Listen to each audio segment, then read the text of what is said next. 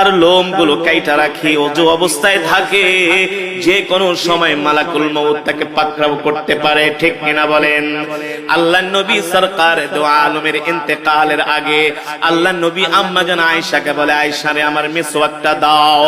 আম্মা জান আয়েশা বলে, আমি আল্লাহর নবীর হাতে মিসওয়াক দিলাম।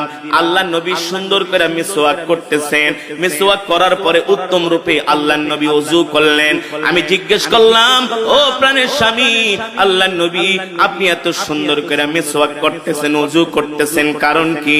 আল্লাহর নবী বলে, এ আয়েশা, একটু পরে আমার জান কবজ করার জন্য মালাকুল মউত আমার বাড়িতে হাজির হবে।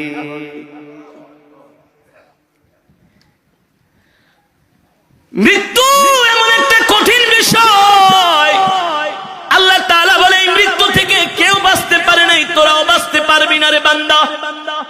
এবার আল্লাহর নবী জিজ্ঞেস করে, মালাকুল মউত, আপনি এতগুলো মানুষের জান কিভাবে কবজ করেন? মালাকুল মউত বলে, গো আল্লাহর নবী, আপনার সামনে যদি একটা পেয়ালা থাকে আর ওই পেয়ালার মধ্যে যদি হাজার হাজার পিঁপড়া থাকে, আপনি চাইলে একটা পিঁপড়াও মারতে পারবেন, চাইলে 100 পিঁপড়াও একসাথে মারতে পারবেন। পারবেন না? মালাকুল মউত বলে, সবার চেহারা আমার সামনে উপস্থিত থাকে। যখন তার হায়াতের জিন্দেগির পাতাটা যখন হলুদ বর্ণ হয়ে যায়, আমি মালাকুল মউত তাকে আস্তে আস্তে করে সতর্ক করি। দিন যায় রাত যায়, আমি তাকে সতর্ক করি।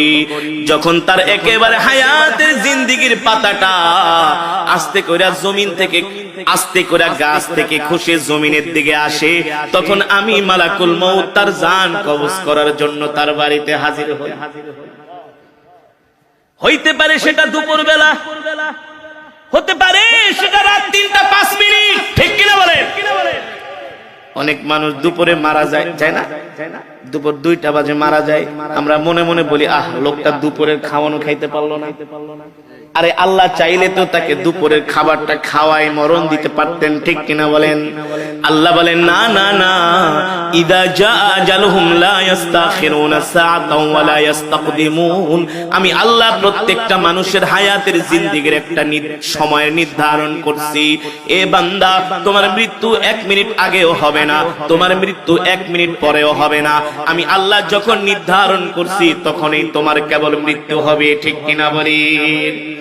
এবার সাহাবীরা মৃত্যুর